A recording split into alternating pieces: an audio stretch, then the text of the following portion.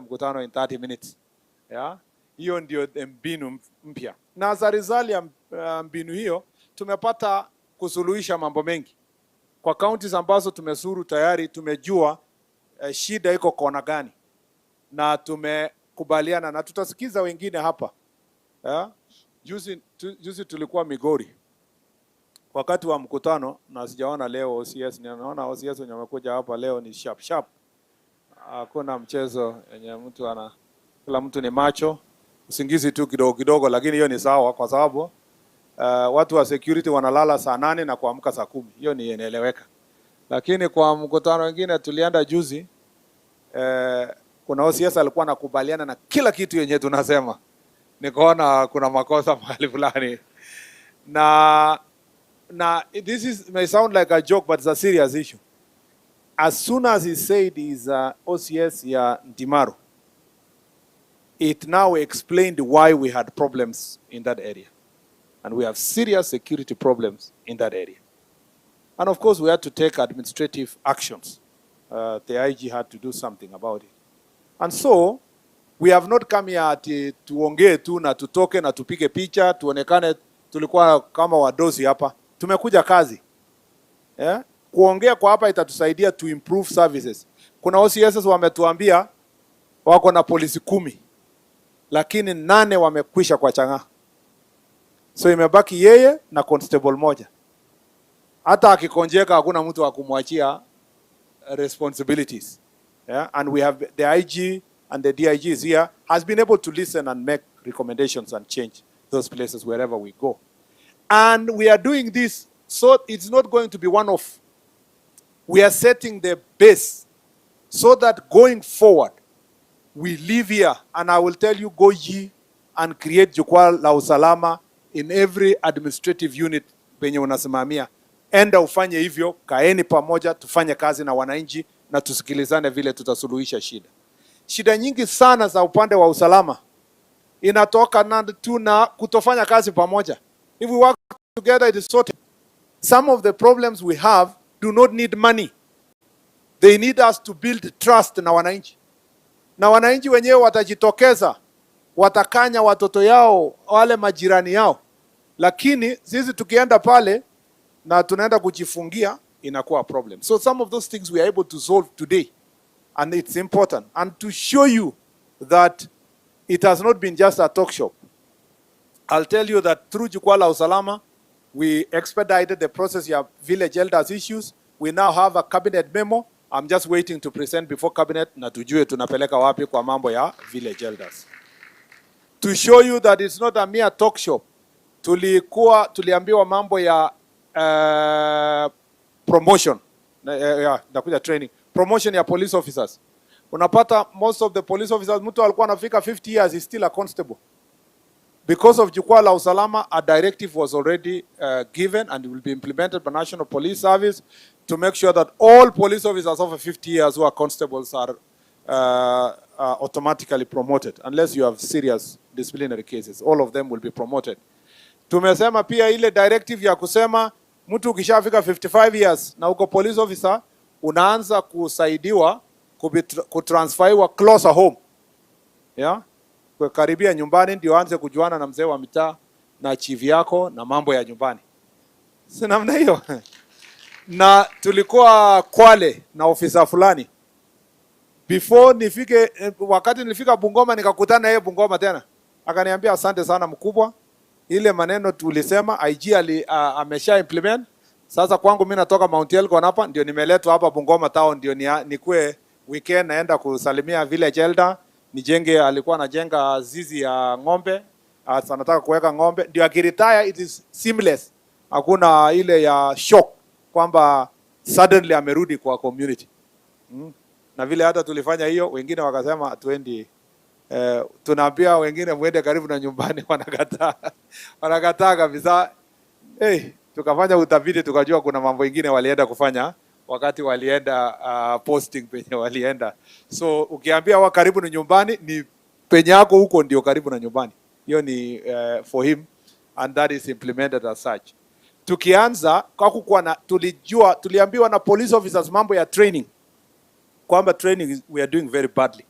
na as a result IG amesha organize conference ya OCS na nilienda kufunga one of them. I don't know kama kuna OCS kutoka hii county alikuwa pale because they will be doing in badges. Now wengine wataenda. We want to inculcate training to National Police Service so that we get new skills even of how to handle the challenges we are facing now. Pia tulipoanza kulikuwa na assistant county commissioners wengi ambao walikuwa wanangojea kumaliza training ndio wakuwe promoted. Tulimaliza training 800 wakagraduate, wengine wakakuwa promoted na wako hapa. Kuna wengine hata washakuwa sasa DCC wanangojea tu posting. Kuna wenye wako hapa. Let me see, Homabay kunao, ni kama hamjafurahia ile kazi mlifanyiwa. Umekuwa DCC na wale wengine wamekuwa SCC1, SCC what? Yani mnataka kusema hakuna wengine hapa Homabay? Yeah. Yes, we have a good number of them. Asante sana. Hiyo ilifanyika namna hiyo. Tukianza Jukwaa, chiefs 8,200 walikuwa na complain kwamba they have not been trained. They have never gone to any induction course. Some 10 years, some 15, some whatever. Lakini si tumefika hapo sasa? Si kuna chiefs wamekuwa trained kwa hapa? Wapi wa chiefs wenye wamekuwa trained tayari? Ya nilisikia sauti yako vile ulikuwa unaongea ni mtu ya training. We have a good number of you who have been trained. Na wale hawajakuwa trained, wako wangapi hapa? Mko tayari kwenda training? Mko tayari kwenda training? Hapana. Ketini tu, umesikia sauti yao DIG? Wakiambiwa mko tayari kwenda training, nasema yes sir. Wale mlienda training mmefurahia? So unasikia? Sasa what you do, unaona hao wengine hawa. Hii ya kusema yes sir. What you do, wakifika tu Embakasi, kama wengine wanaamka saa 11, amusha hawa, tafuta ya Homabay amusha saa 9 asubuhi. Mpaka wakirudi wanaongea kama hao wengine. Asante sana. So, you know, I don't know kama pass kuna wenye wako saa hizi huko ama they are waiting to go. After this meeting 55 of you mtaenda. Mnajua namna hiyo, si ndio? Na by December tutakuwa tumemaliza completely all the training of our chiefs, and then we work on the process of promotion because some of them walikuwa wamekuwa delayed na promotion kwa sababu ya hiyo. Na unaona wenye wale wameenda vile wako sharp machachari nini, si namna hiyo? Tukienda Jukwaa la Usalama uniform since 1963, since colonial time, chief alikuwa anapata uniform yake kwenda, lazima uende Embakasi upate uniform. Because of Jukwaa la Usalama recommendation, uniform sasa inapeanwa kwa county. Na hata sio county, zingine zinapelekwa mpaka sub county. Ukweli ama sio kweli? Wangapi walipata uniform juzi? Mlichukua wapi? Wewe ulichukua yako wapi? Kwa sub county. Unaona? Yani mtu alikuwa anaenda Embakasi. Ufike huko uambiwe uniform haijakuwa tayari, urudi tena. Uambiwe utapigiwa simu ndio uende tena. That was waste of time. Now uniform inaletwa na inaletwa yenye inatosha chief. Napimwa vizuri ikutoshe. Hiyo ni mzuri ama sio mzuri? Kuna chief niliona huko nini Kitui. Alikuja mkutano hivi. Singejua vizuri. Naona sura ni mwanaume lakini vile amekaa ni kama amevaa marinda. Nikamuuliza hii longi yenye amevaa uwezi wana hapa katikati, yani yote inatembea. Kauliza what happened, akasema nilienda hapo Embakasi kwa dirisha nikarushiwa uniform. Nikasema hainitoshi, akaniambia jaribu mbele. So kufika huko kabla hajatafuta fundi akaambiwa waziri anakuja, akavaa kwa siku hiyo ndio aende atafute fundi, ndio shida ikapatikana. So tumesema uniform pia ipimwe. Na huko Kirinyaka tulipofika kuna ACC alituambia pia uniform ikuwe na ya wamama ambao ni expectant. Police officers, assistant county commissioners, chiefs wakuwe also na uniform ya when they are expecting. Mnataka ikuwe namna hiyo? Ya, tumetangaza. Mimi nataka kuona sasa, nitaita mkutano ya officers wote wa mama ambao they are expecting now. Ya, kwa mwezi moja mbili hivi nitakuja kusimamia wakipewa uniform zao wakae mzuri sana wakiwa na uniform. Ndio ikuwe kielelezo kwa wale ambao watakuja hapo mbele. Si namna hiyo? Yeah. Na uniform we don't worry about design. Vile tulitangaza Wakenya kwa hiyo online washa design, wamezungusha. Sasa tunaona tu design gani ndio mzuri na tushone hiyo tupatie our officers wasonge mbele. So this is just an example of how this is not a talk shop. This is a policy place. Tumekubaliana multi-agency work, tumekubaliana how to deal with gangs, tumekubaliana how to deal pombe haramu. There are a lot of things we have been doing because of this security meeting, and that's really made a difference. Hapa ni free kuongea. Hata ukitereza tunakusamea. Hata ukinikosea hivi inaishia hapa. Tumeelewana? So free, speak freely. Usianze huyo uoga kusema PS anatoka hapa, pengine atanimark. IG yako hapa na mimi ni OCS promotion naweza sama. Ongea tu. Ongea free. Yenye inasemwa kwa jukwaa, ile mazuri tunaendeleza kwenda mbele. Ile mbaya tunawachia hapa. Tunasameana na kuachia hapa. Tulienda huko Nyahururu. Kuna OCS alisema toka leo IG punguza wamama wa kuandikwa kwa polisi. Sasa chaos ikatokea. Chaos ikatokea kwa mkutano. Amwambia sasa, nikauliza why, kwa nini alisema? Kumbe alikuwa anataka kuenda operation ya mambo ya bandits. Kuangalia hapa one police officer ni expecting. Kuangalia hapa kwaona huyu ni mdogo akikutana na bandits Samburu huko atamsombua. Sasa akaleta hiyo hasira mpaka mkutano. Akasema tupunguze wamama kwa tukamwambia hapana, National Police Service can deploy female officers in different places. Saizi tuko 14%, tunataka kusukuma ifike 30% ile ya katiba. So, lakini wengine walifikiria tutamkemea yeye, sijui tuseme ni mtu mbaya. Hapana. Kwa sababu yenye nasema kwa jukwaa inaishia hapo. Hakuna kupeleka kusonga kupita hapo. So you are free to speak. Lakini usinitusi. Yeah. Usitusiane, tukue respectful. It's just an opinion you are giving so that it can take our issues belly. We intend to take the shortest time possible, at least as much as possible. Ukipata nafasi, ongea. Na ukiongea, usiongee mambo tu yako.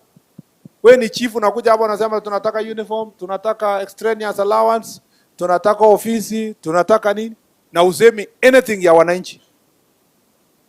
We had one of the best Jukwaa la Usalama meetings in Kisii, where the chiefs were presenting many issues in affect wananchi.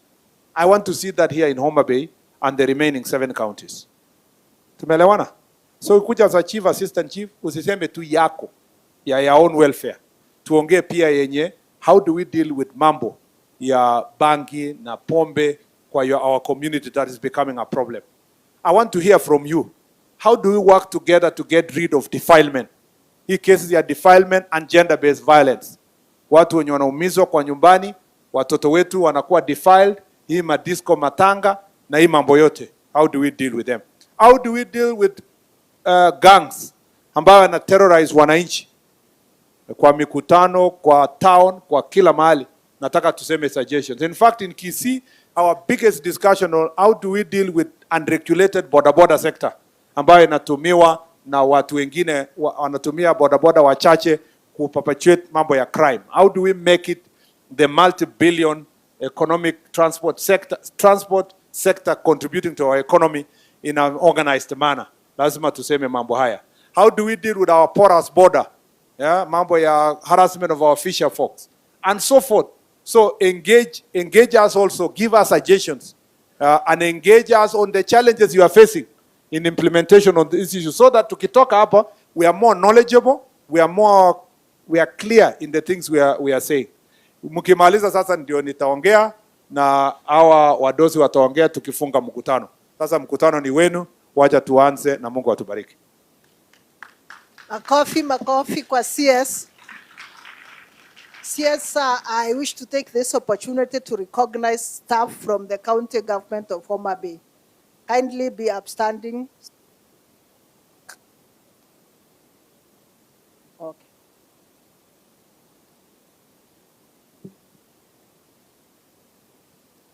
Unajua unjaona hatuja introduce our MCS, hatuja introduce PSS, hatujapatia nafasi MP. Sisi wote tutaongea mwisho, including the MCS. So thank you everybody for being patient about it. Lakini tutaongea at the end tukifunga mkutano. Thank you. Thank you, sir. Let me invite the Principal Administrative Secretary to introduce the staff from headquarters. Welcome, madam.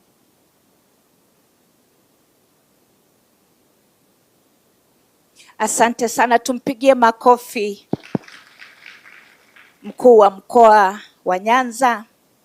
Basi waziri wetu Mheshimiwa Onesmus Kipchumba Murkomen, ukiandamana na katibu wakuu wako katika wizara yako, kwanza kabisa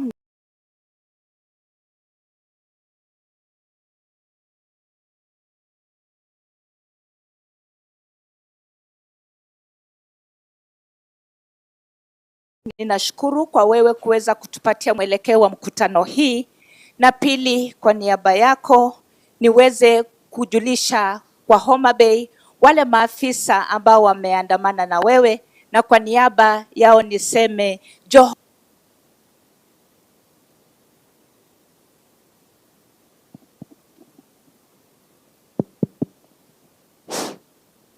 Basi kwa niaba ya waziri, kwanza kabisa nitajulisheni kwenu wale maafisa ambao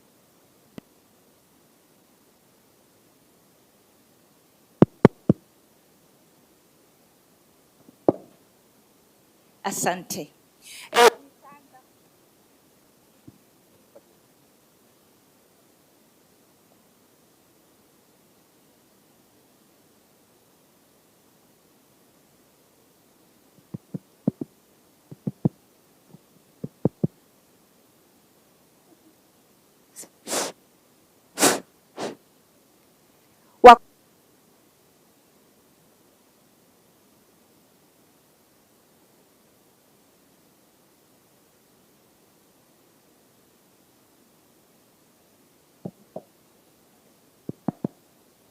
Wa kwanza ni madam ambaye ameketi hapa karibu nami. Yeye ni Assistant County Commissioner.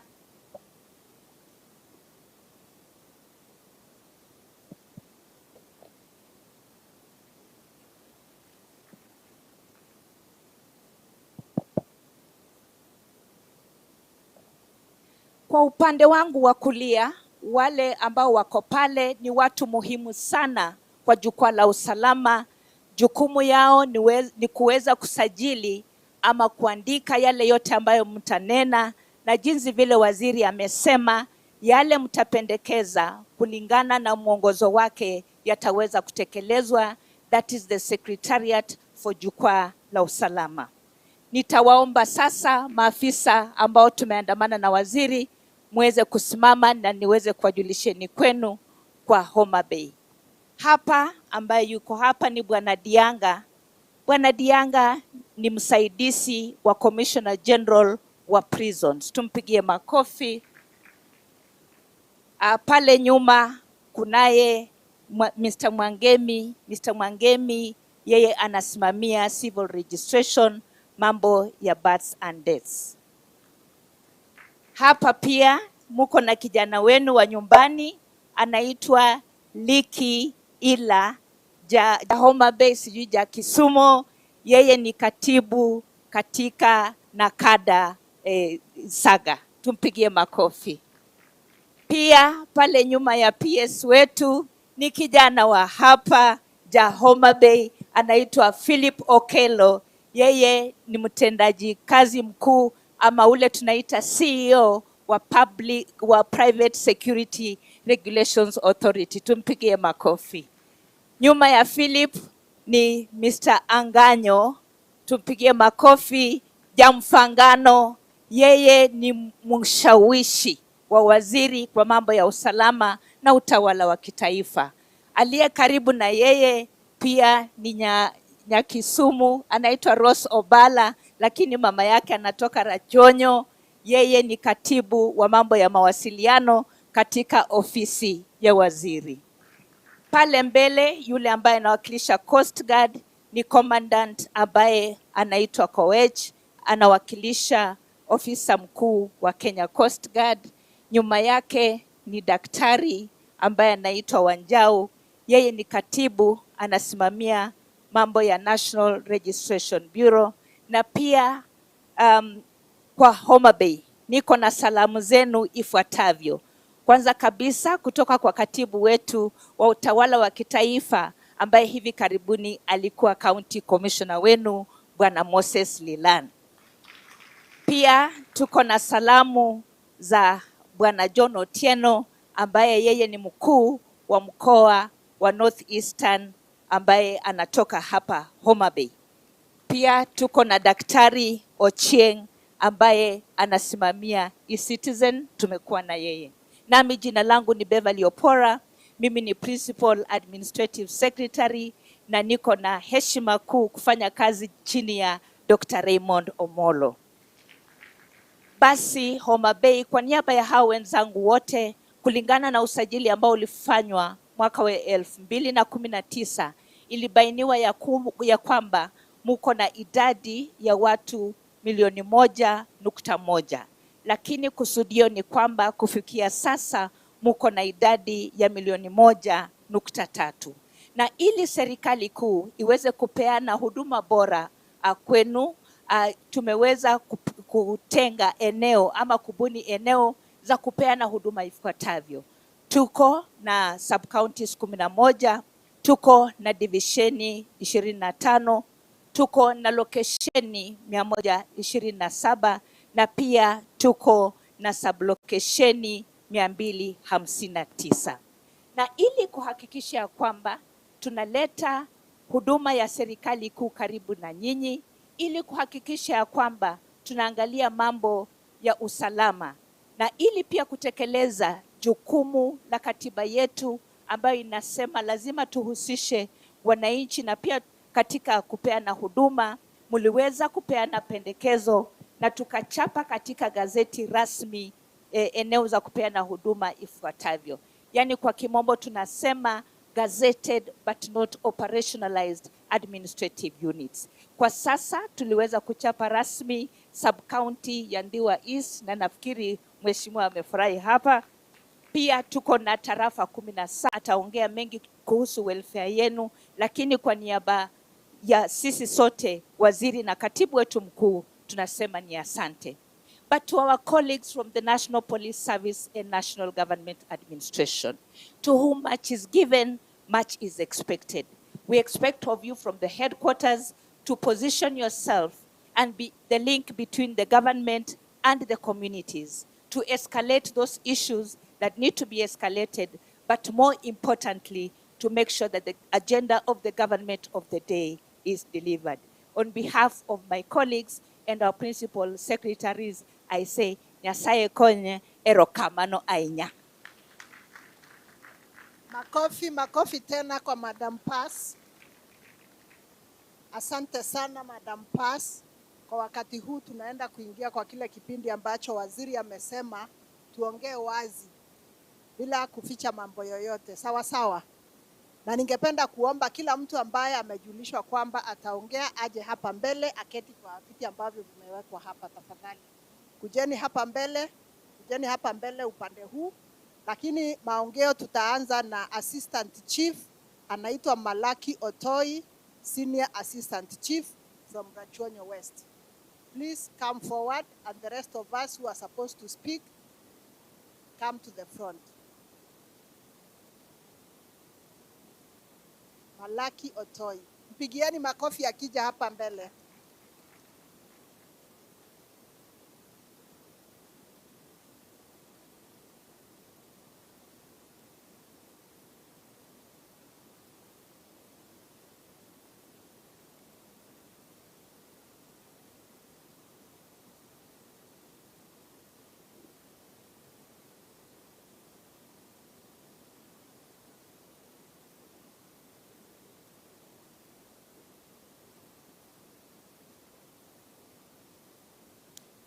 To our CS, our PSS, and all protocols that have already been laid.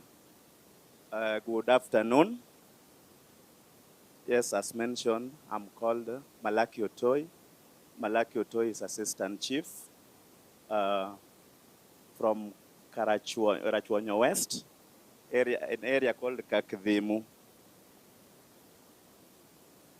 I also stand there as the County Secretary. We organized ourselves, and I'm going to mention some of the recommendations from the chiefs fraternity that is seated here. The first point that I'm going to mention is about the offices of our chiefs. The chiefs recommended that they need good offices. Some of them operate from home, or if you look at their offices, they are in pathetic condition. And there are even some chiefs here who have been evacuated from the offices they rent, and therefore it makes public to suffer. And sometimes public may not wish to visit their homes, or sometimes there's some information that the public cannot share, or you can share with the public, but you don't want even your family to hear. Some are even very shameful that it needs offices, and therefore we request that you construct for us the offices, all the officers. Number two, we also, the chiefs also mentioned about transportation. And these chiefs, all of them who have received the motorbikes, they really appreciate the motorbikes that they were given. But they have some issues on matters of motorbike. Number one, the model that was given, called KTM, getting the spare parts locally here is very cumbersome. And also, they have to use them to serve wananchi. Sometimes you may be called, but you cannot move because of the condition of the motorbike. And also, they cry a lot, because when they use this motorbike on the on-ways, or on the highways, they meet a special team called the General Government Vehicle Check Unit. And this team really harassed them. In fact, they were requesting that if you can talk to the department or the unit to exempt them from those from the checks, they will be very, very much happy. And then they also, still on the motorbike, they request that recently there was launch of some electric motorbike, which is more affordable and friendly. And we believe that even their sound is the same as the local, because that KTM, that sound, even if you come from 5 and if you wanted to approach a culprit and they will just hear the sound, you'll never get them.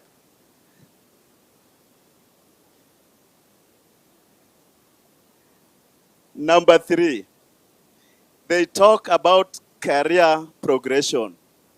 Amidst us here, Bwana CS, we have a lot of chiefs who have learned. In fact, we have graduate chiefs. And even if I may stand them, can we see all the graduate chiefs amidst us from Homabay County alone? The graduate chiefs. You can see them. I even hold the data for the nation. There are many. There are many. This team, the team has really sacrificed to go to school with the wish that they will be promoted automatically to the position of SEC and SECs. And therefore they request that that promotion may be automatic, so that if you are graduated, you just move to the next cadre. They also request that even if the position is not there, we have our colleagues, our counterparts, after graduating, after attaining a certain level of education, they are just put in that job group. That is tantamount to their education. And by the way, when we heard that the SECs were promoted to DCCs, we were very much happy, because we knew very well that automatically those positions are reserved for us. They also, In fact, they say that they don't need even orientation. Themselves, you give them work, they work. And even our bosses can attest to it.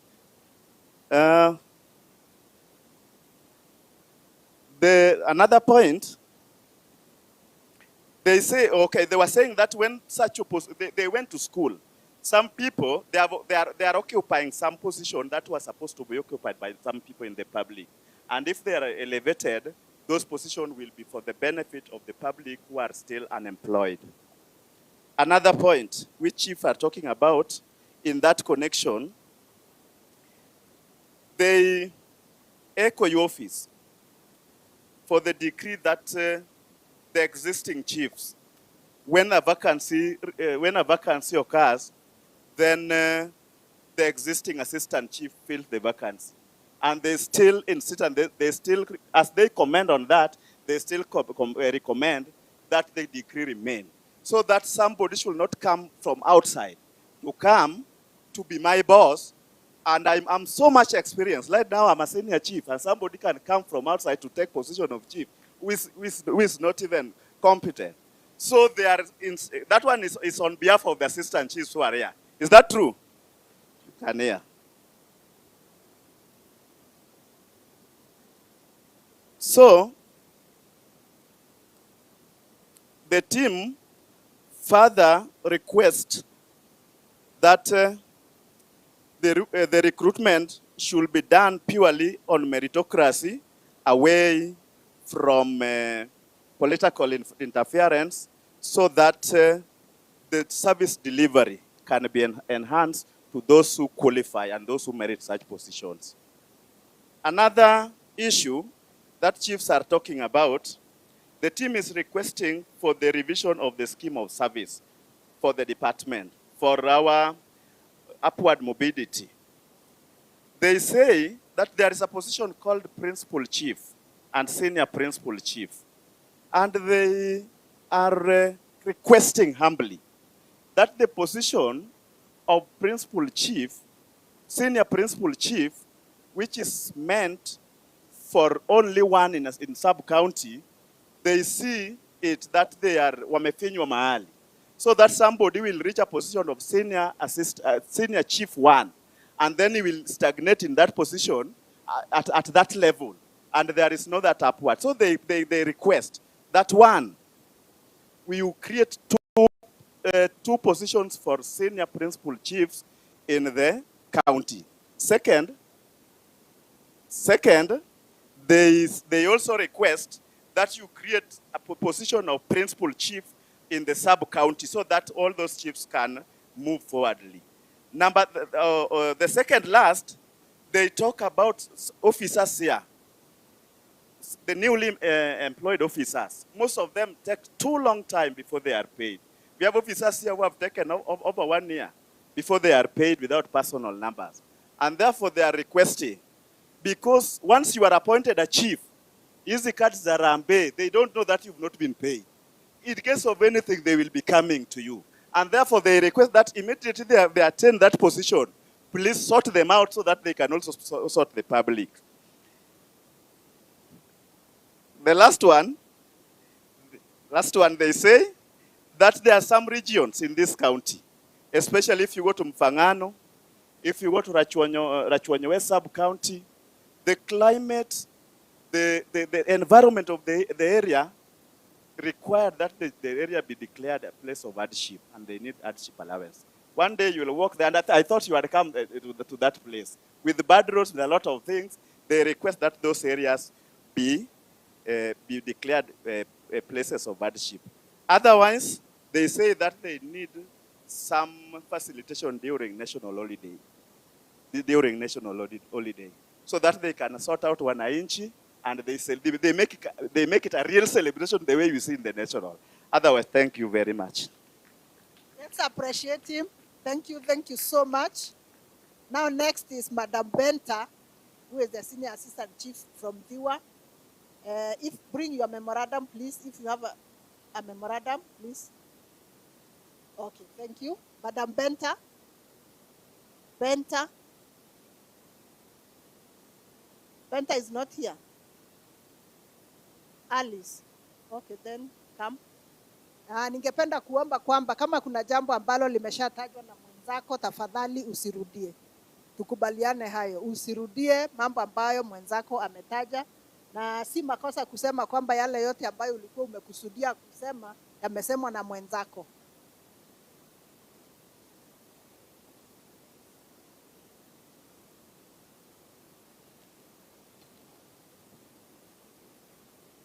So my name is Alice Otieno. I'm Chief Mfangano South within Suba West Sub-County. As great pillars of security, order, and national cohesion, I would wish to bring the achievements that the chiefs have made in totality. One, chiefs have really participated to ensure that there is 100% transition. They have really worked tirelessly to ensure that our students join colleges, universities, and most of them have graduated. As a continuous process, chiefs are paving way for a better future for our youths. Secondly,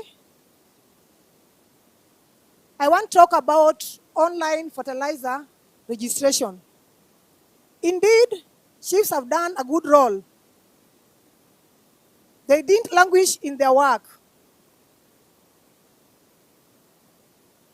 Everyone can attest that agricultural sector has really improved based on the exercise that was done. Today, that sector has high production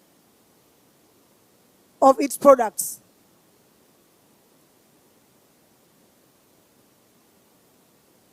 Thirdly, I would also wish to talk about illicit brew, which is a menace everywhere. Indeed, our chiefs have made immense effort to deal with illicit brew. We've done arrests, we've destroyed exhibits, and we promise that we will not languish on our work. We will ensure that the government agenda is well propagated. Another menace is triple threat. Chiefs actually have done good role. They have really participated during their barazas. They have sensitized our people on this menace. And they have also dealt with the cultural resistance that has hindered our work. And so we promise that we'll up our game to ensure that the government agenda is well addressed.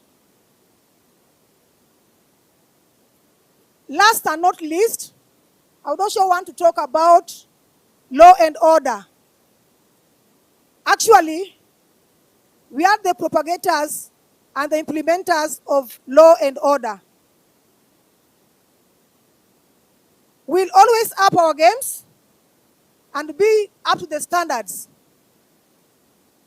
to maintain law and order, because it is part and parcel of our work. It's our role. And we will not languish to do it. Today, as a county, that is Homabay County,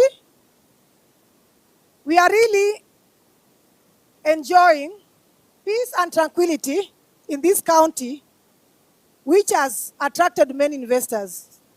Sir, that is my presentation. Thank you, sir. Asante sana madam, mpigieni makofi tena.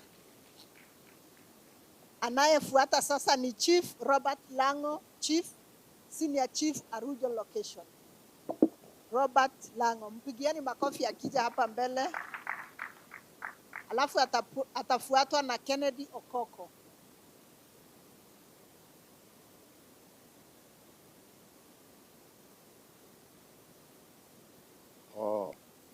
To the CS,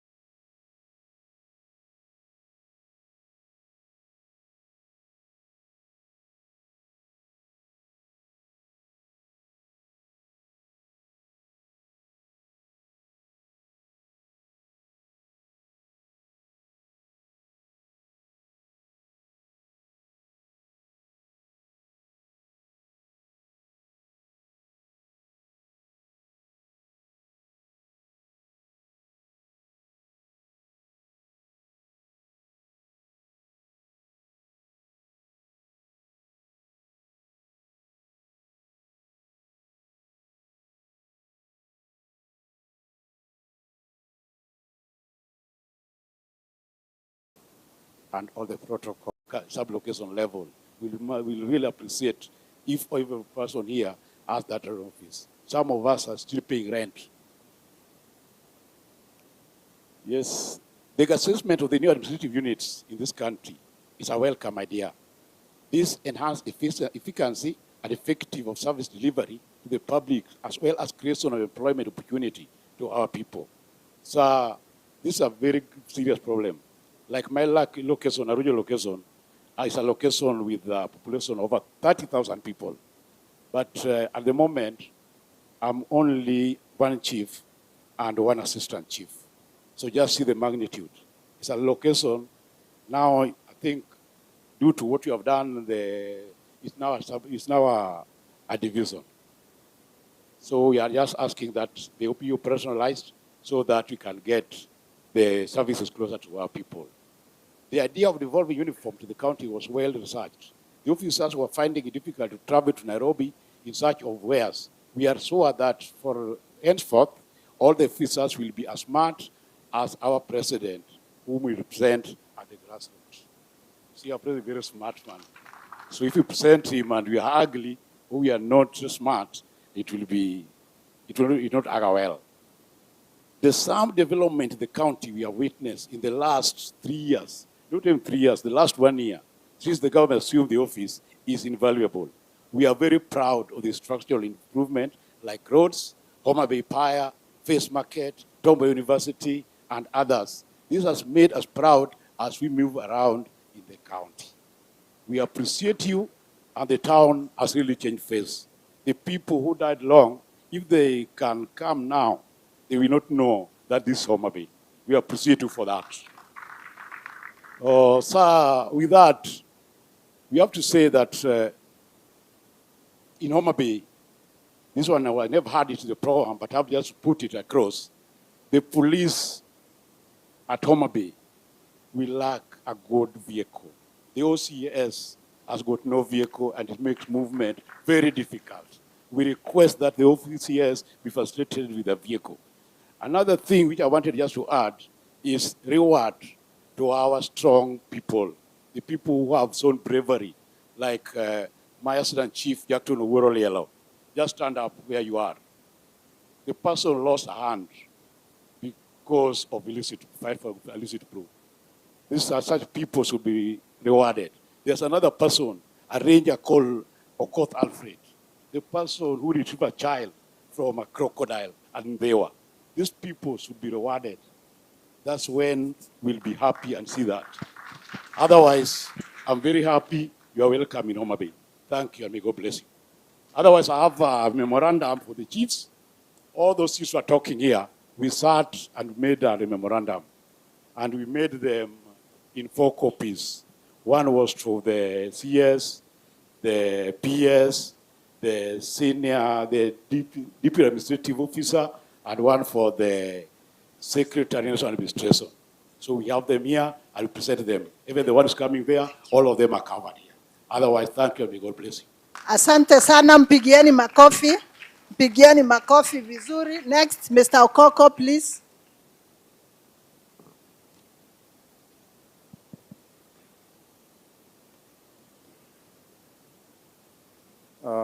The PS, the CS Interior, Honorable Murkomen, the PS for Internal Security, Dr. Raymond Omollo, the PS for Immigration, Dr. Kipsang, Elio, the DIG, our Aboriginal Commissioner, Waheshimiwa President, and all other protocols observed. Good afternoon. I'm Senior Chief Kennedy Okoko. I represent the Homabay as the chairman of the welfare and also as the national organized secretary. Actually, as my colleagues have spoken, we have a lot of challenges as chiefs manning this area. And it is good, most of them has been highlighted. We start down as a team of the security, and we noted some of the remedies that should be implemented to make this county more and effectively secured.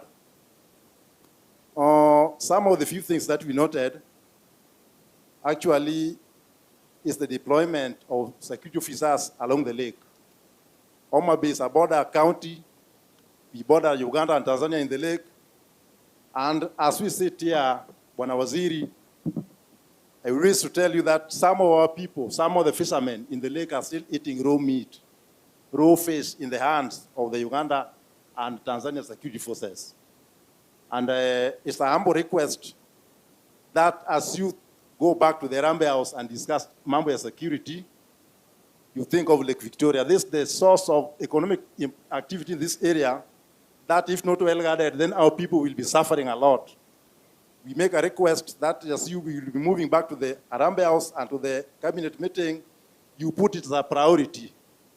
Secondly, my colleagues have said, but I want to reiterate, we have a challenge in illicit brew, though not much, but there is a lot of laxity in the law. The legal system of our country does not give us a lot of powers to handle this menace.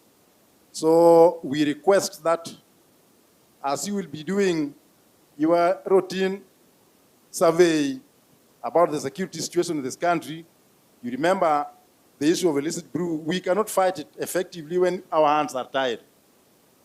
Secondly, sir, we have been making some requests through your office, and I'm happy you keep on repeating them whenever you go for the Jukwaa la Usalama. Chiefs have been going through a lot of challenges in terms of security operations. That's the general ngao. We do request that you implement the risk allowance that has been promised to us for many years. Some of us have lost a lot of property, life, and many other things in the hands of the criminals. We would request that as you will be sitting back in your office, you think of this allowance so that it can motivate the ngao team and the NPS. Then there is an issue of minimum basic salary. Actually, we are down. We are one of the lowest paid people in the country. We request, as we believe the economy is now doing well, you factor in, especially now that most of the chiefs are undergoing training. After their training, we humbly request that you do some adjustment to their pay slips. If you see some of their pay slips, you will even pity them. They go home empty-handed, and we can't do any meaningful development when our slips are overloaded, even if it is very small, the way it is small. Then we have officers who have stagnated for long. I am happy because we also talked about that. We would request that officers who were promoted last in 2022 should now be promoted because they are due for promotion. Due to the proposed creation and remuneration of the village administrative unit, village administrative elders, we can request the office to hasten the initiative, as this will also hasten our efforts in maintaining law and order. That is the village elders who works under our supervision. This is a team of people who help us a lot to carry out our daily routine work. And if they are motivated, at least it will make us to have effective and efficient service delivery. Finally, sir, there's what is called AIE. I think I mentioned it last time when we were in Embakasi. Let me just mention it again. What we were given as AIE, we have been surviving on it, but it has not been so much effective and so much satisfying to the demands of our officers. We request that as the economy is growing, we do see how it is growing very positively. You implement, we request for enhancement of the AIE to make us move and work effectively in our service to the wananchi. Otherwise, sir, let me close my remarks by asking you on behalf of the NCF, you made a promise that we shall be having our election soon. Our copy is in your Rambe House office. Can you do something about it? Thank you very much. Asante sana, mpigieni makofi tafadhali. So we move to the next category. I would like to invite our two OCSs, and I will start with Madam Goretti Achieng, OCS Odhoro Police Station. And after Madam Goretti, we will have Dan Kibore, OCS Kendubi. Karibu, Madam.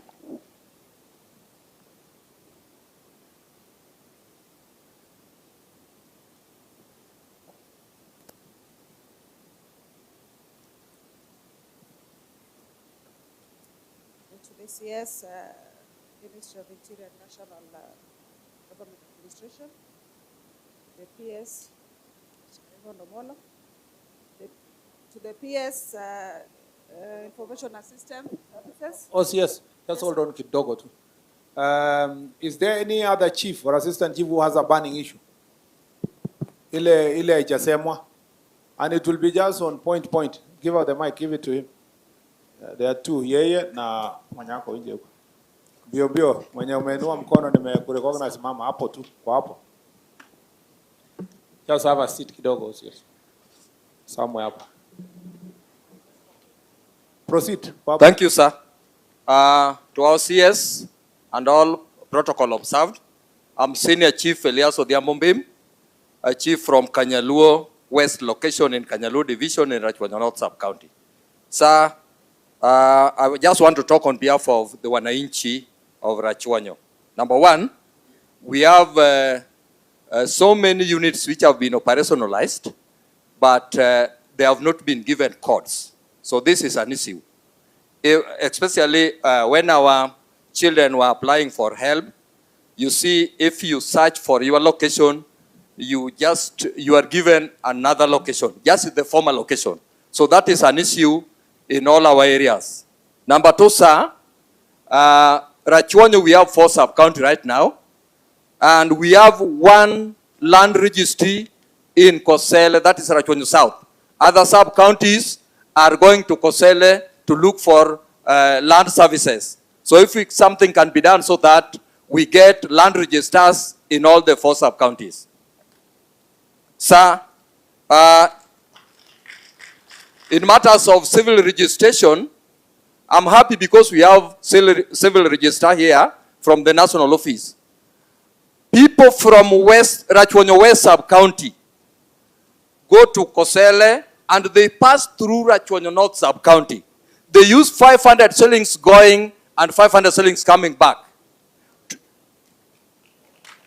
600, they are correcting me. 600 shillings going and 600 shillings coming back. Just going to look for a birth certificate for a young child. Sir, why can't a civil register be posted to Rachuonyo North and Rachuonyo West? Last, sir, we have some very big units which have not been gazetted and they need to be gazetted and they be operationalized. Number one, if you go to Kanyaluo, there's a location called South Kanyaluo. And this South Kanyaluo has a population of 18,000 people. And these people, for them to walk to chief's office, they use 200 shillings on the motorbike going and 200 shillings coming back. Can you consider that, sir? Thank you, sir. Good afternoon, sir. I'm Senior Chief Tobias Onyango Aduda, Chief Northeast Karachuonyo location, that is Kindu Bay Town. I have 2 issues to comment on. One, these are a menace of Changa brewing in Kindu Bay Town. We have an island called Maguti next to Kindu Bay Pier. Actually, we've tried with so many OCSs that are there to reach where they're doing their work, but we could not. So it is an artificial floating island along the Lake Victoria next to Kindu Bay Pier. I would recommend this, sir, if you allow me. The other time we did it with Bwana Lilan and it succeeded. In fact, we destroyed over 600,000 liters of Kangara, and they are still continuing. I would really request that we use our coast guards along the lake so that we destroy this area, because it is a big supply that supplies almost over 2 sub-counties. I think if we do this, we'll curb this illicit brew menace. The second one, sir, is what we called wine and spirit outlets in towns. Sir, there's a problem there. They, at the daytime, they sell those wines. Evening time, they sell pure changa. So I would request that inspection be done so that we curb these menace, because our people our young men are messing inside those clubs. Thank you, sir. Asante sana. I don't think hao wawili tu ndio walikuwa wamesema, unless chief uko na kitu burning. Are you sure? Yenye haijasemwa? Very fast. But also it's been a one area. Thank you, sir. Sio wewe chief. Sio wewe. Ni mwenzako. It wasn't you. Thank you, It was sir. not you, it is him. Thank you. Proceed. Thank you, sir. I'm Senior Chief Daniel Magadi of Kaksingri Central Location in Suba Central Sub-County. I'm concerned about my sub-county. We have a DCC, we have the ACC, but the DCC has to hire a motorbike to go perform its duty. There is no vehicle for the DCC, and even the police do not have any vehicle. So it becomes a problem for us to perform the duty. That is a concern. We have the islands in the sub-county.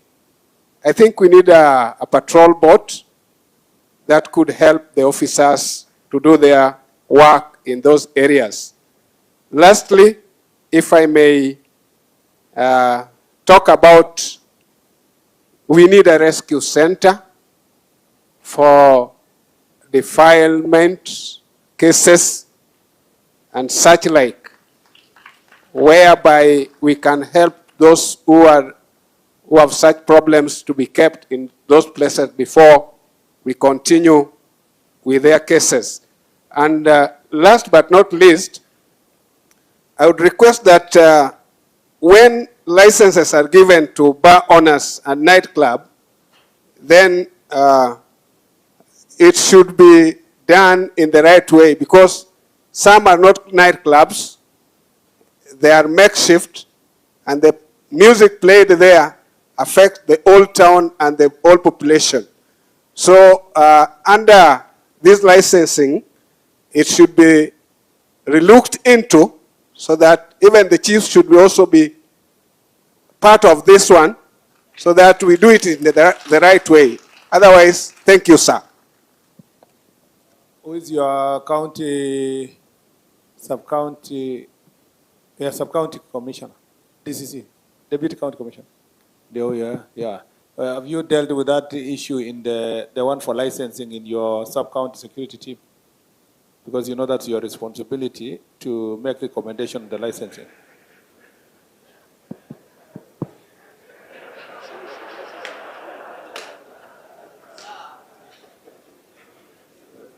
Hello, sir. That is the docket of the county government. You don't have a role at all? We just discuss with them. We don't have any role at all. It is a big issue. We discuss with him on a daily basis. And what is the recommendation of the sub-county security team? He just far into the license. Pardon? They just far into the license. No, not about the license. About the security concerns emanating from the use of the license.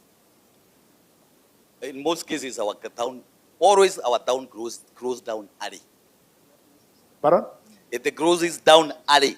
The town? Yes. So very few people are within that town. We make sure it grows down early, and we have new patrols introduced as of next week.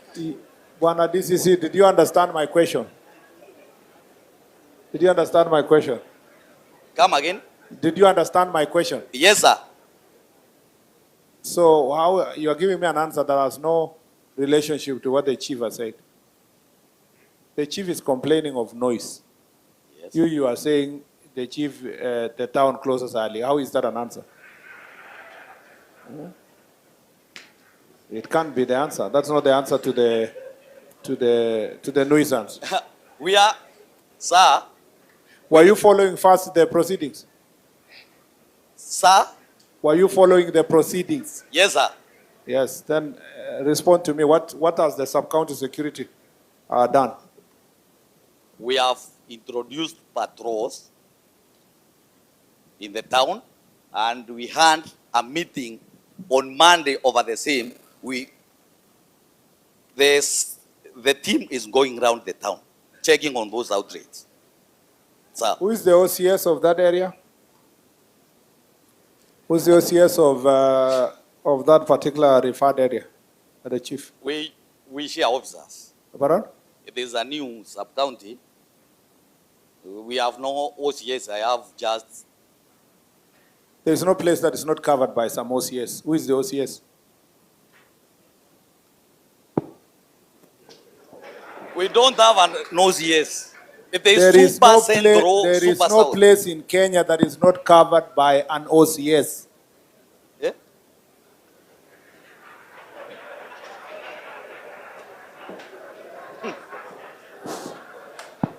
Yes, OCS.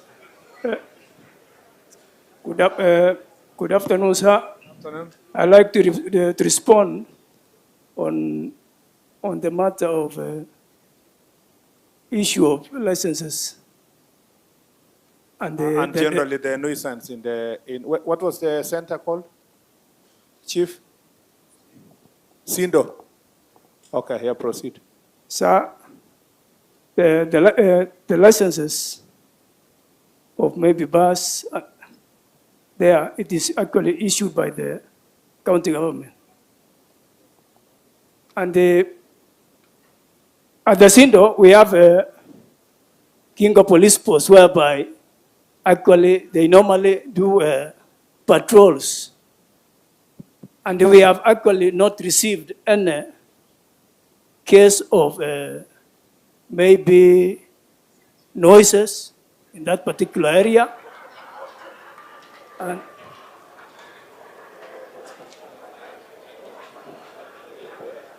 just a minute.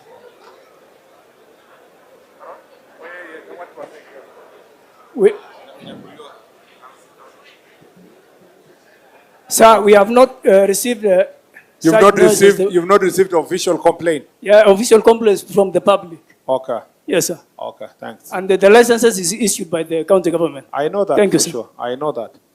Thank you, sir. The only problem is that there has been. We know that licenses are issued by county government, but when it comes to enforcement, say for example nuisance is a crime, so it's not left to county government to enforce, whether there is a license or not. Okay, because there are many other laws that you are supposed to enforce in so far as the same is concerned. And we cannot also say for sure, because county issues license, it is not true that you people, police officers, don't go to those clubs. I mean, they do. And when they go there, instead of enforcing, they take something. Yeah. So anyway, we'll talk about that later. Any other chief? The last one. There was a lady who had a mic. Wacha kwe huyo wa mwisho. Then we move to the OCSs. We are running out of time. Yes, madam. Sir, I'm Senior Chief Margaret Anyang-Wager, Chief of Rachuonyo West Sub-County. Sir, I want to talk about the Nyumba Kumi and the community-based policing, where as we chiefs we are supposed to coordinate with. We have them, sir, because when we talk about security starts with us. When we use the Nyumba Kumi in our villages, we'll got all the information from them. So as we are working with them as chiefs, we request if your office can facilitate them so that they can work with us, giving us information all through the way. Then we will curb our security in our areas. We will have a conducive environment for people who are in that village, because Nyumba Kumi knows any village, any visitor who has come in the village every day, he will give the information. So it is our request, sir, if they can be facilitated, they can assist us. Thank you. Secondly, sir, I want to say something about mobility. We were given as a new sub-county, as Rachuonyo West sub-county, But Rachuonyo West is very vast. We are bordering the lake that side. And we don't have a vehicle, as my colleague chiefs have said. Our DCCs always have a private vehicle. So sometimes it's very difficult for us when we want to go to Red, we want to go to work, we don't have a vehicle. Thirdly, sir, when we go to our police post or our police base, the security team there are very few. Sometimes if you want to go to work, you go there, maybe you find they are there 4 or 5, and they have gone somewhere, and some are still, and some are, will remain to take care of the station. So we are requesting if the police officer can be added so that we have workforce, so that whenever we go there, we want to go to work, we get them. Thank you. And we go. Thank you, sir. Yeah, thank you. Madam OCS, proceed. Thank you very much.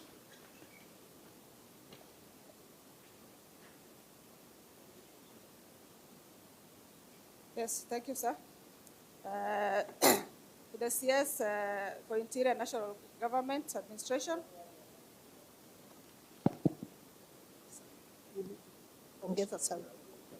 Okay, can you hear me? Is it okay now?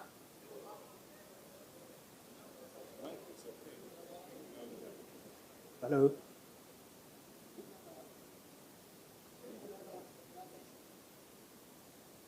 Hello. Okay. To the CS for Interior and National Government Administration, PS Honorable Raymond Omollo, DIG APS, Principal Administrative Secretary, and sir, allow me to stand on the already established protocol in the interest of time. First of all, I would really like to appreciate you, sir, and your team for this noble cause that you decided to take, so because it gives us hope for a better service tomorrow. So thank you, sir, for that. We also want to say that amidst the challenges, there are also some positive things that we see. Of course, for us to have dressed up, come here, sat here with glowing faces, sir, it's a proof that there are also some positive things that we have, and we appreciate that. We appreciate under your leadership. We appreciate you for the same, sir. I've been following the Jukwaa Usalama issue, sir, and we have more or less similar challenges, but because it's our turn, like the Gen Z would say, tumefikiwa. We would just like to highlight few items, sir, on the challenges and the views, sir. So just to highlight on a few, then my colleague will continue the rest. Sir, the main challenge here is strength. In Homabay County, we have an issue of strength. We have very few officers, and we have also outposts. So you find those outposts have got few officers, and now probably curbing crime in those areas becomes an issue, because the few officers are engaged in some other issues too. So assisting the public as it is necessary becomes a problem. So we request that if you can look into the matter, we will really appreciate, even if it's a matter of balancing of the strength as we wait for the recruitment, sir. So we also have issues of transfers without replacements. You find this is also adding salt to the already wounded issue, because now we find you get an officer is transferred to another station, there's no replacement of that officer, and then now it depletes on the strength more. So we also add that you look into that. Also, sir, concerning the health cover, in the forums that we are in, we receive complaints, and we get complaints here and there about officers having to dig deep into their pockets to get cash so that they pay for the medical assistance in the hospitals. So we have an issue with the medical cover, have officers complaining. So if your office, I know, we humbly request, sir, that you assist us look into the matter of medical cover so that our officers can feel comfortable even whenever they handle other issues of assisting the public. Again, sir, we have someone touched on it, but issue of child safety space in our police stations. These are very important structures that probably we need to have at the stations, and allocations there too that can assist us in running such spaces. Because, sir, we find victims, even victims of defilements and such cases.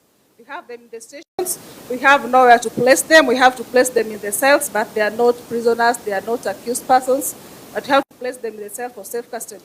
So if you can get the safe spaces built, at least probably in every sub-county headquarters, it can assist us go through such cases with much morality, because at least it will come with confidence. When you know such people require some seclusion so that they can talk and be free to give out their issues. So that can also help us. Again, sir, the issue of officers' welfare and mental health, these have been talked about severally, but we still repeat it because it affects the service so much.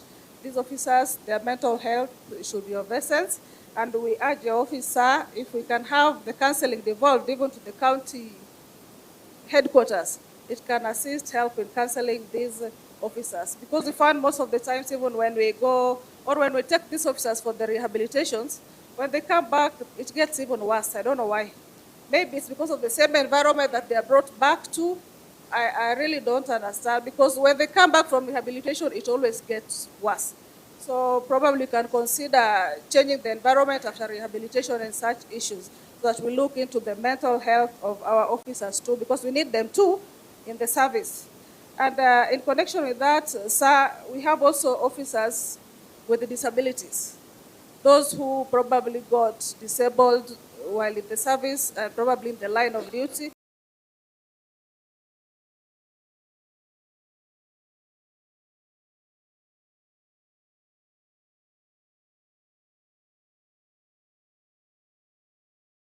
Promoted, or can they have career progression, or they need to stagnate where they are for the rest of their service. So their issues I also bring to your office, that you look into a way in which their issue can be addressed, or a strategy that can help address their issues, sir. Sir, second last is the issue of uniforms for officers. Of course, we have uniforms, but the issue, I think the last time we got issued, it's been quite a while, and some of the uniforms for the officers have started fading. So if you can consider that, sir, so that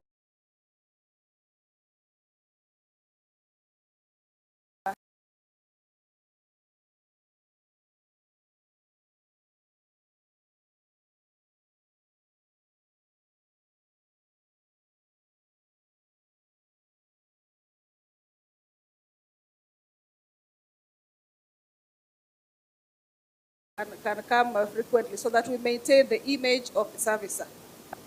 Last,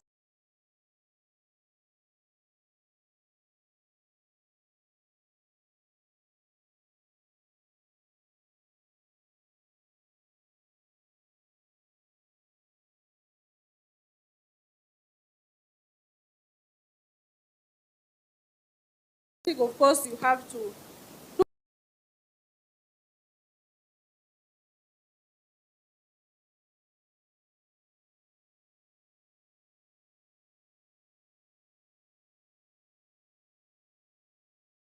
and take them to court. In the court, sir, they meet, we call them seasoned advocates. These are somebody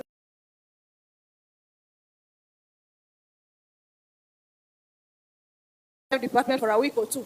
So, sir, my personal opinion, if you could have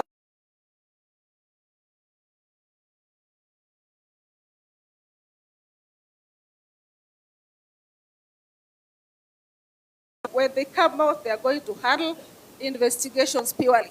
So that these officers, when they handle purely investigations, even when it gets transferred from one station to the other, it's on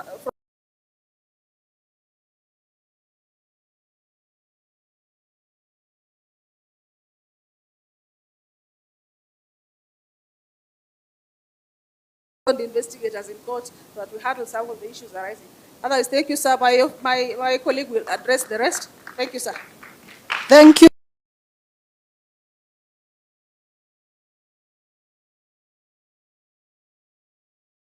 Mr. Dan Kibore, OCS, Kendube.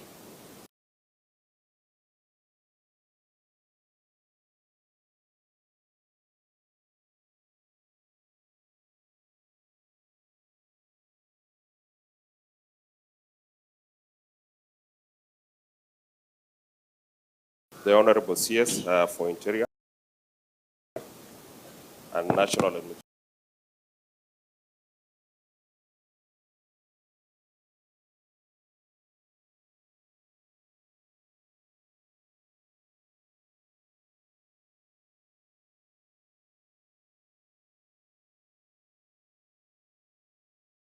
Stand before you today. I'm praying for you that you.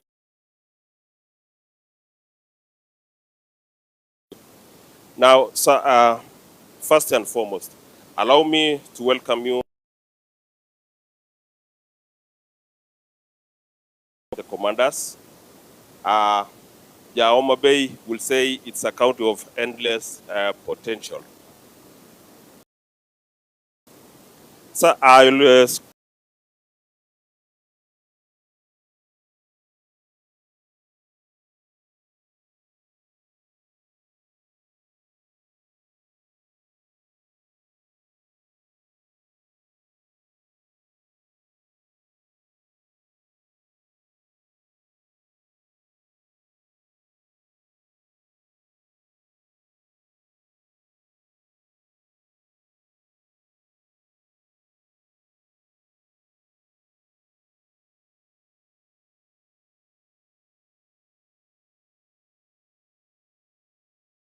go straight to elephant in the house.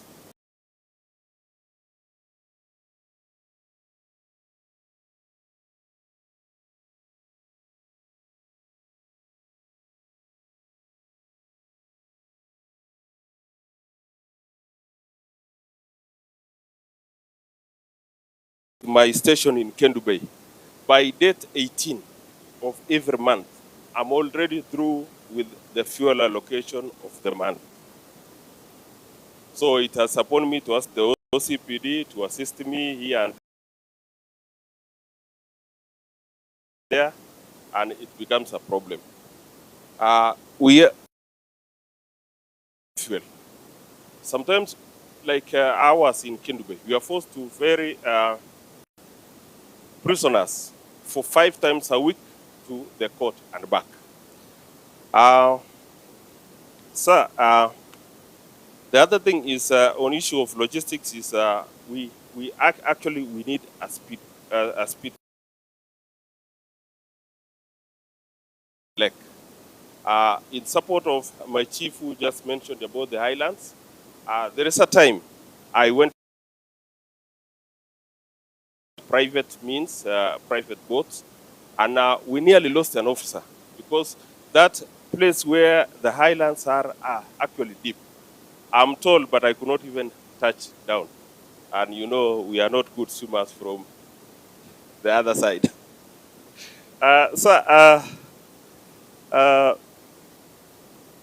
Those boats or that boat can be housed at the county headquarters of all the respective counties that are bordering the lake. So my second point is on police housing. I know you are aware, you follow of the social media, and sometimes you hear how the citizens castigate the mabati houses. It is the idea of my colleagues that the affordable housing that is currently being run by the government can also be extended to the stations, so that officers can be able to pay rent, and that revenue will go back to the government. Nowadays we are paying rent. We don't have any problem with paying rent. If they can create us, because like me, I live outside the station and I pay rent. I don't have any problem getting a good house within the station for proper management of my officers and also paying the rent. If not the affordable housing, we have institutions that can come in so that we can do public. We had a meeting with the police circle officials, and we were mentioning to them that they can take up the matter, approach the National Police Service and the Ministry of Interior for a certain kind of organization so that I can chip in on matters police housing. As a member of the police circle, it will also go back to my dividends. If we do the housing as I have mentioned, we will be able to kill many birds with one stone. First is the security, the health and the safety of and security of our officers will always be guaranteed because they will be always living within the station. Secondly, we will have officers, availability of officers for any emergency operations, which always come without any notice. And the third is that we will be able also to regenerate the revenue back to the government. So my third point is on infrastructure. And I wish to inform you that we have some stations which have been gazetted, but they have not yet been operationalized because of the issue of infrastructure within the stations. In addition to that, we ask that the same stations be built so that we can be able to serve wananchi. In addition to that, sir, we have the AIE. The AIE is not sufficient. It's not sufficient for the stations that have. And in fact, the majority of the stations, the newly made stations, don't have, or the OCS of those stations don't have the AIEs. I'm appealing to you, sir, if all the OCS, anybody called the OCS who has a station, can be given an AIE for the benefit of, to promote the operations.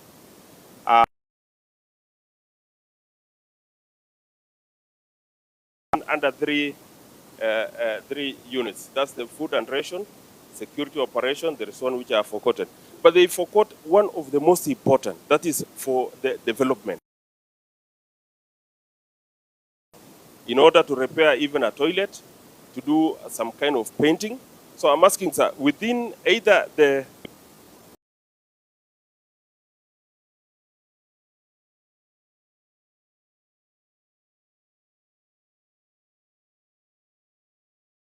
AIE vote for the sub-county or the OCS, there should be development funds so that it can assist us in dealing with the small issues within the station. So,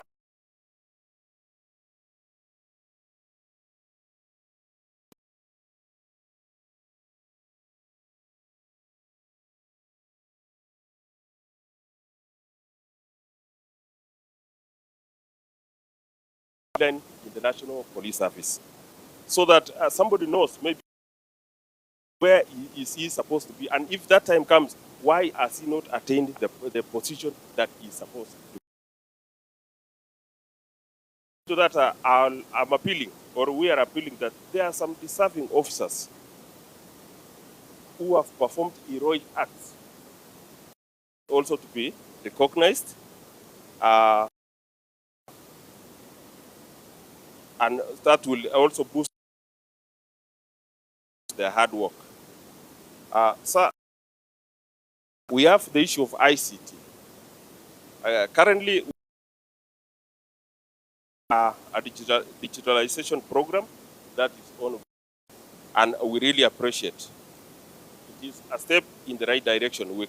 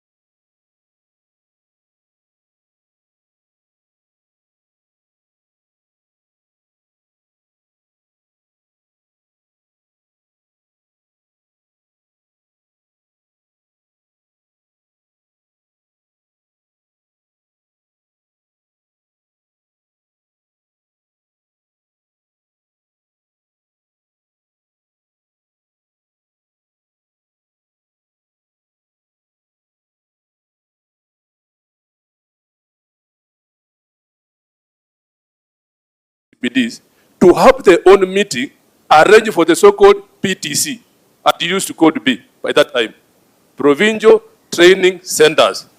Why am I saying so? When we are releasing officers from Kiganjo, they have picked, kwa sababu ni vijana, wamelala kidogo, hawajakumbuka kitu kingine. But the regional commander and the county commander, if they sit down, we keep them what is required. We will come out with professional officers within our region and in our sub-counties and the counties. Because I know the two DIGs, it is a burden to them to make these officers go to Embakasi, others go to Kiganjo. It is a big burden. But if we reduce it back to the regional commanders and the county commanders, sir, you will see efficient officers as opposed to the issue they're saying, we have got to show the investigation of our case. We want to win our cases because our publics are our people. I thank God you will come. You will relieve me. The past that was in my head is not relieved. I will sleep today. God bless you, sir.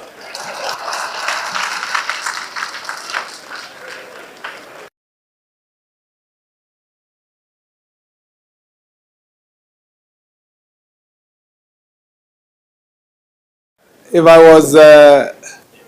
was to quote Jesus, I would say, go, your faith has healed you. Thank you, Madam RC. Proceed. Thank you very much. Thank you, sir. I had said our next speaker will be Mr. Sami Twala, ACC Kaksingri West. Karibu.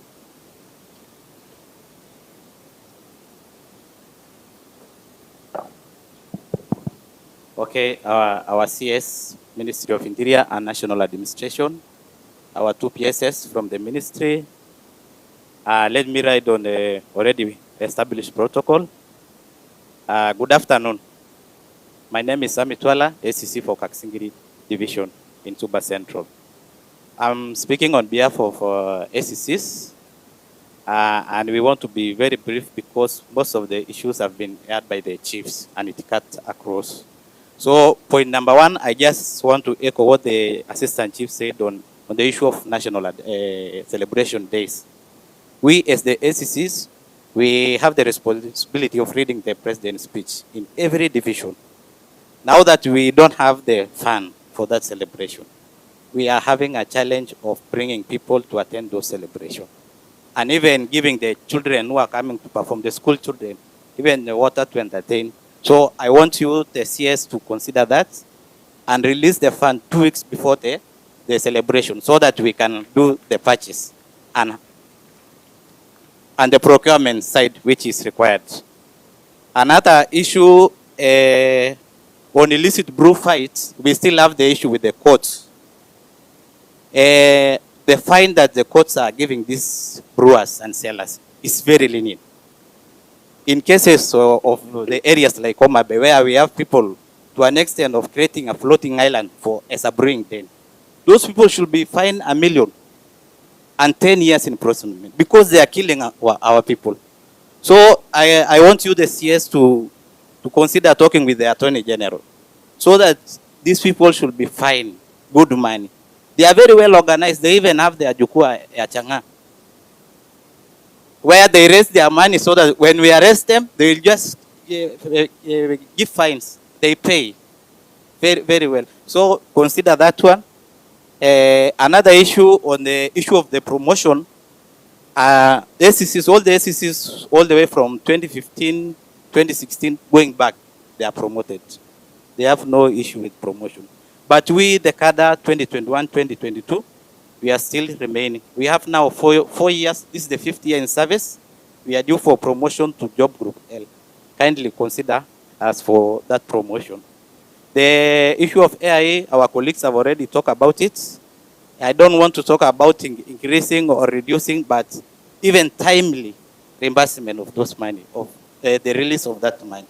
It really makes us suffer that to an extent that we don't have the stationaries in our offices. Here in Homabay, we have areas which are should be hardship areas. It used to be, but it was removed. But other colleagues from the public service, like teachers, the judiciary, and others, they are getting those allowances. areas like